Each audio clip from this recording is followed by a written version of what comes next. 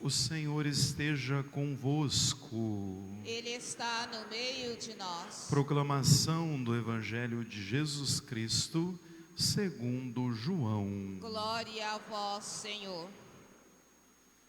Naquele tempo, ao passar, Jesus viu um homem cego de nascença e cuspiu no chão, fez lama com a saliva e colocou-a sobre os olhos do cego.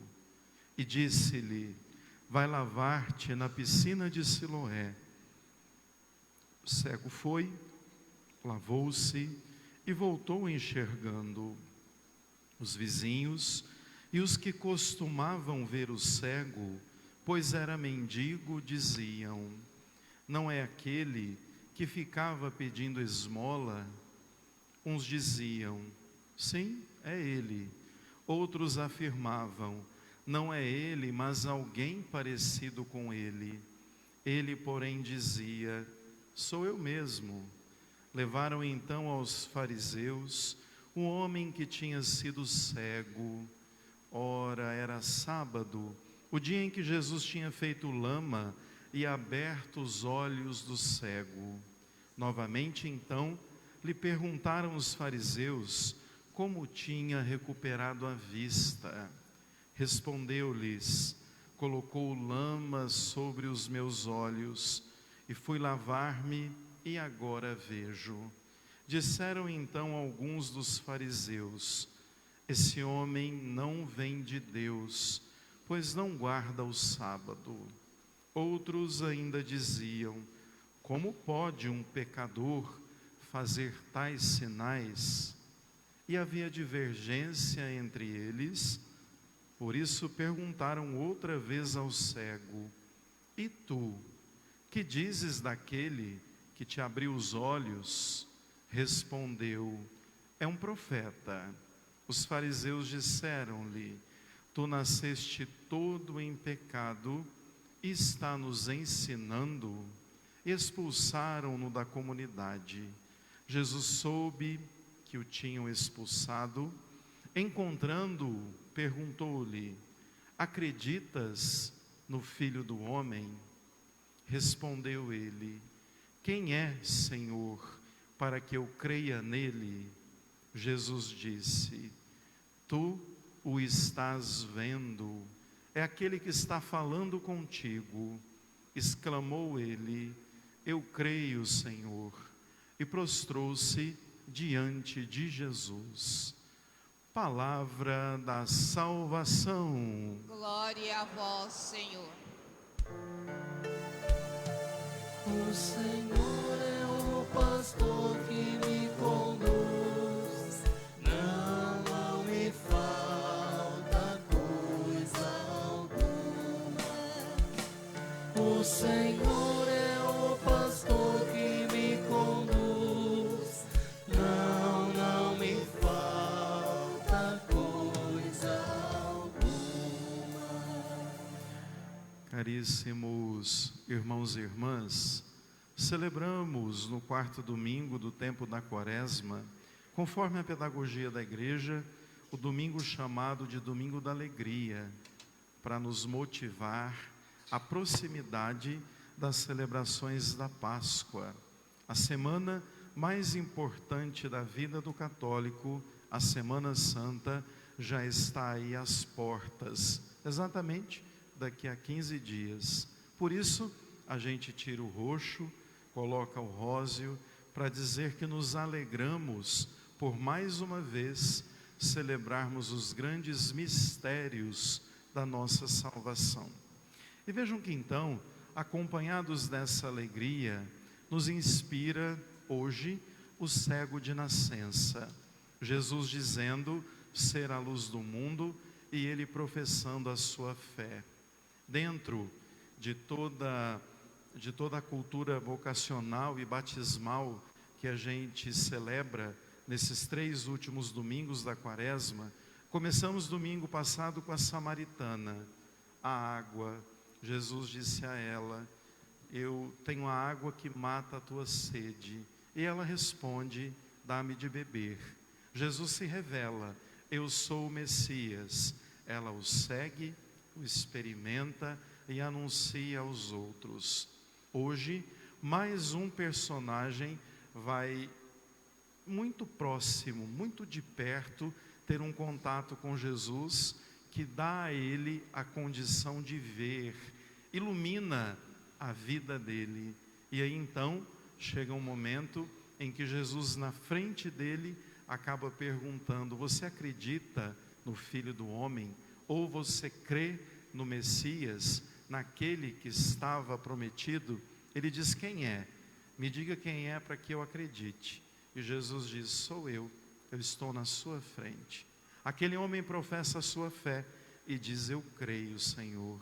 Vejam então que tanto no domingo anterior, quanto nesse domingo, Jesus se revela, primeiro, como aquele que mata a sede, e hoje, como aquele que ilumina a nossa vida. E por isso, entender esse texto do cego de nascença nos traz muitas inspirações para esse restinho de quaresma que ainda temos pela frente. Primeiro, vale a pena a gente se lembrar que esse texto completo tem um pouco mais de 40 versículos.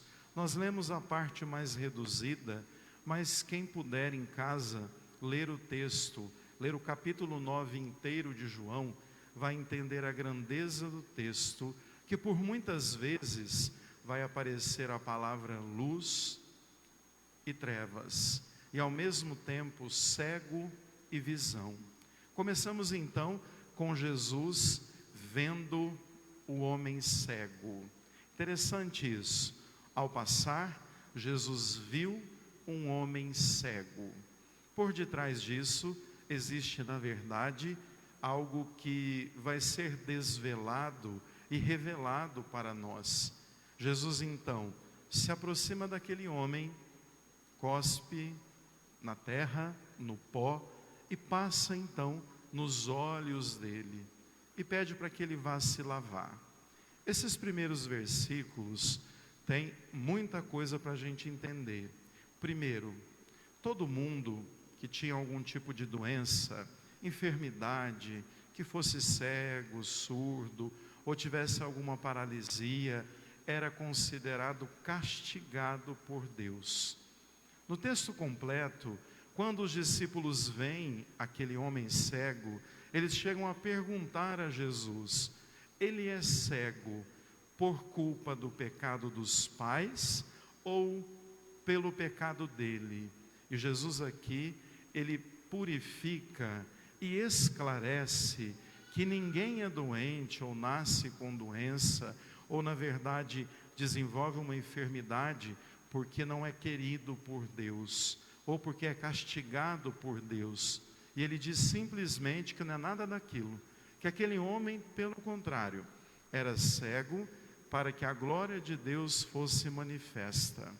Aqui, eu abro um parênteses importante para iluminarmos que é muitas vezes as pessoas gostarem de colocar a culpa em Deus de um tanto de coisas, e aí culpa a Deus, acha que Deus está com raiva, que Deus que manda doença, que Deus que manda câncer, que Deus que manda castigo, que ou a pessoa é uma pecadora. Não, gente, Jesus já purificou tudo isso. Vejam que a gente tem que tomar muito cuidado para não achar que Deus é um perverso, ou que age como a gente, né? Às vezes pinta um Deus tão diferente do que Ele é, que a gente até tem medo, de tanto que falam que Ele é ruim. Então veja, aquele homem não era um castigado, não era um maldito por Deus, mas sim pela cultura e pela sociedade e pela religião daquele tempo. E aí vejam, um homem doente, ele não podia trabalhar, ele não podia ter convívio social, então ele ia para as margens, virava mendigo. Tanto que o texto faz questão de dizer que ele era cego e mendigo, vivia na verdade de esmola, porque não podia trabalhar. E aí a gente acaba vendo outro ponto. Esse tipo de gente, naquele tempo, eram os invisíveis sociais, ninguém os enxergava. Já estavam tão acostumados a ver pessoas caídas pelo caminho, a ver pessoas que na verdade eram excluídas, que já nem os viam mais. Mas fato que Jesus ouviu, e isso é muito importante. Então ele remonta ao livro de Gênesis, no momento em que Deus molda o homem lá do barro. Conta a tradição judaica que assim como fez Jesus, o primeiro homem e a primeira mulher foram moldados do pó. Mas o pó sozinho não tem liga. A liga do pó é a saliva de Deus. Por isso, na verdade, que narra que Jesus cuspiu. Ele não cuspiu porque ele era porco ou sem higiene. Na verdade, remontava-se ao livro do Gênesis, quando Deus, do pó, dando de si, que é a saliva, moldou o primeiro homem e a primeira mulher. Fato que a atitude de Jesus, além de dar de si, por meio da saliva, ele repetia aquilo que o Criador fez e devolvia aquele homem para o ventre da terra, para uma experiência de cura, para uma experiência, na verdade, de entender que Deus era muito maior do que os castigos impostos pela religião daquele tempo. E deu então a ele a condição de ver de novo. Passou nos olhos dele, pediu para que ele fosse até a piscina de Siloé. Aí tem um rito batismal, com a água ele limpou os olhos e passou a enxergar. A partir daí, o texto narra um dilema. Na verdade, o que começa a acontecer? Vários personagens se acrescentam ao texto: vizinhos, os pais, fariseus, doutores da lei, porque aquela cura causa um enorme desconforto. Primeiro, os vizinhos. Ao narrar os vizinhos, o evangelista é muito pontual em dizer que eles não sabiam quem era aquele homem. Aí uns diziam: ele não era o que era cego? Não, parece que não. Então é proposital essa confusão nos vizinhos, porque de fato aquele homem passou a enxergar, e pelo fato dele enxergar, ele era acolhido na sociedade, passava por um rito de purificação, e os vizinhos já não o reconheciam. Na verdade, nunca ouviu de verdade, tão menos agora, depois que ele enxergava. Depois disso, os fariseus chamaram e começaram a perguntar, e os doutores da lei: o que aconteceu com você? Quem que te curou? Ele ainda diz: foi um profeta. E você não lembra quem é, o que ele fez? Então eles começam a investigar aquilo tudo, duvidam, e chamam então os pais. Os pais são chamados para testemunharem se de fato a cura era legítima. E aí perguntam aos pais: foi curado mesmo? Ele era cego? Nasceu cego? Aí os pais dizem: a gente acha que sim, parece que ele era cego, mas agora ele está vendo, mas a gente não sabe por que nem como. Então veja, começa um transtorno, até chegar um momento em que os doutores da lei dizem: esse homem que te curou, ele não é de Deus, porque ele te curou no sábado. Sábado é o dia do descanso. E depois disseram: como um pecador cura você? Expulsaram ele então da comunidade. Duvidaram da cura. Na verdade, não quiseram acreditar em Jesus. E aí vejam que aquele homem que passa a ver o mundo, a enxergar as cores, a perceber a realidade, acaba tendo Jesus próximo dele de novo. Narra o Evangelho que Jesus sabia que ele tinha sido expulso. E Jesus então se aproxima e pergunta então a ele: você acredita no Filho do Homem?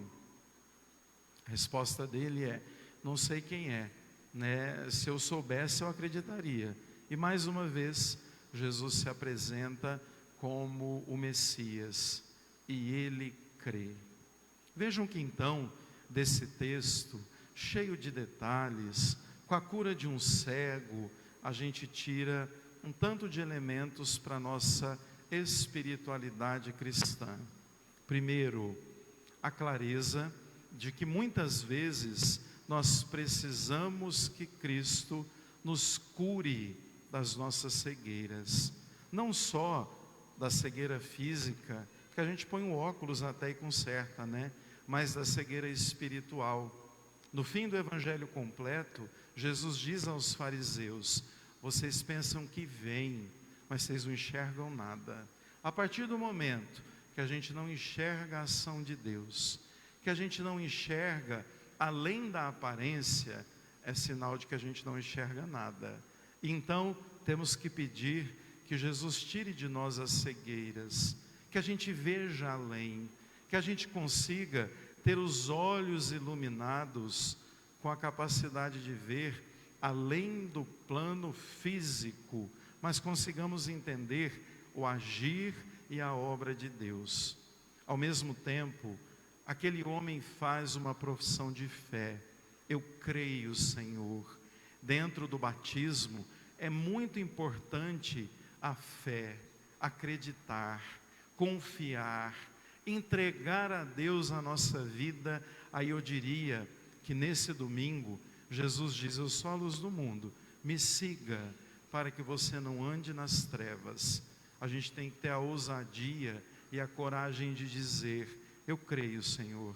Eu creio que inclusive aquilo que eu não vejo, o Senhor é capaz de me iluminar.